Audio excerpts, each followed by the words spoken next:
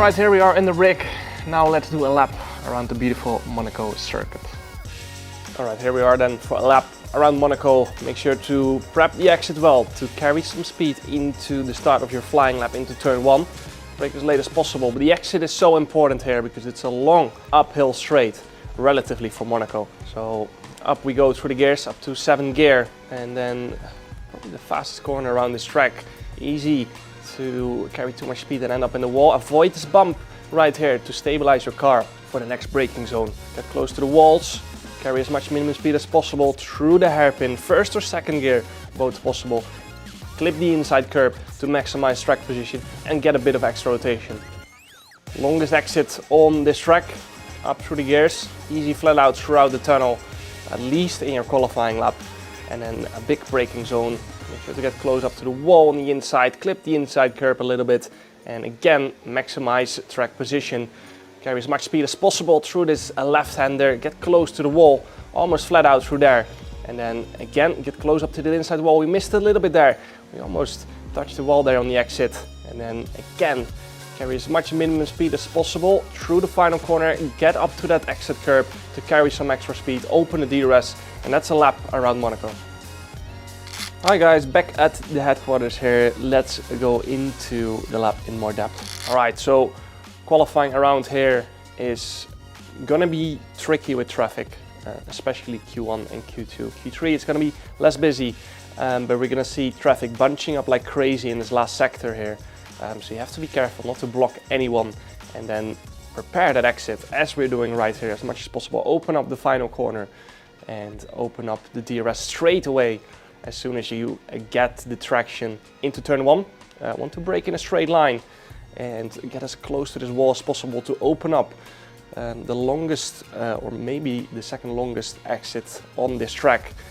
Brake as late as possible and then carry the speed on this hill early on throttle. As I said, exit very important. It's all the way uphill. It's very steep, and then be careful on the brakes. Easy to lock up the left front and run wide or get a snap of oversteer depending how the balance of the car is. So you need to be careful on the brake pedal, smooth on the steering wheel, not to end up in this barrier. Then almost kiss this inside wall. On the apex, apex is quite late as it's a very long corner. And you run a little bit wide later on, and then you cut back, get close to the wall again to open up the next right-hander. Get close to the wall again, early on throttle, and then you have to avoid this bump right here. So you're gonna have to move over to the right on this exit, even more in real life as we do here. Otherwise you would just lose lap time because this bump is so big. Downhill braking zone, easy to lock up the right front. It's going to be understeery, so you want to turn in early and just trail brake slightly as you feed in the steering wheel. Get close to the wall. Every pole lap you see is going to be almost kissing the wall on the apex there, so very important to maximize the track as much as possible. And the hairpin. Easy to lock up the left front. Not going to be a major issue to lock up the left front here because the left front is barely going to be touching the ground anyway, so you won't really be hurting the tires too much as you either go down to 1st or 2nd gear. Clip that inside curb to get some extra rotation, as this is all very low speed, so all very important to get a lot of rotation around those tight corners, and that's what makes Monaco so tricky. Not just the walls, but also that you have to set up the car to as much rotation as possible, which makes it more tricky around other parts of the track. So through one of the, if not the longest exit of this track, we're gonna get early on throttle.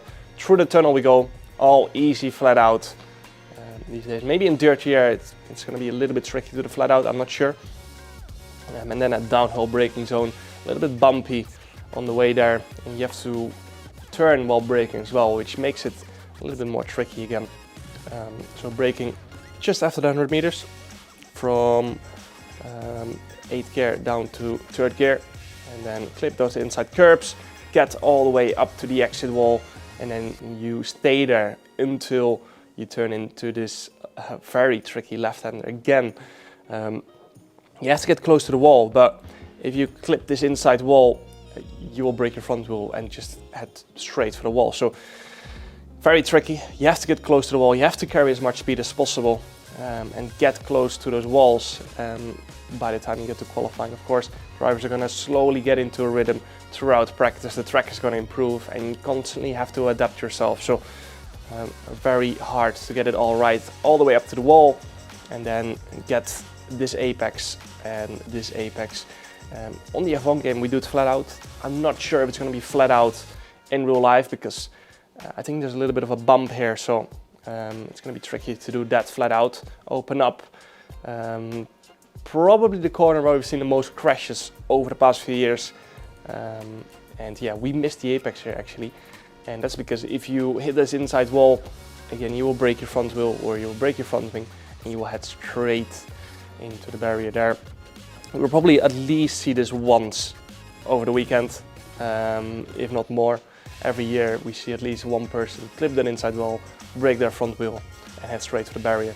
Clip a little bit off this apex curb and then get close to the wall again to carry speed down this very little straight into this next right-hander. Usually a little bit of an overtaking opportunity, maybe not in Formula 1, but in the junior categories we see a lot of overtakes here. But of course those are slightly smaller cars, so through the next right-hander we go. Easy to lock up the right front. Easy to clip your back wheel actually on this wall as well. We've seen that a few times over the past few years, especially when you're going for an overtake and it becomes all very tight. You might want to avoid this with your rear wheel. Probably not so much with your front wheel. I don't think you tend to hit it with your front wheel. And then get all the way up to the wall and carry speed, minimum speed into this right-hander. Bit of an awkward exit here as you follow the racing line, the track falls away. However, you can lean a little bit on this curb. I've driven here in real life myself as well. You can quite push your car up against this curb to help your exit and carry more speed down this straight. And then you open the DRS and follow a short line through to finish. And that was a lap around the beautiful Monaco circuit with the Mercedes-AMG Petronas esports team. Hope you guys enjoyed and see you guys next time.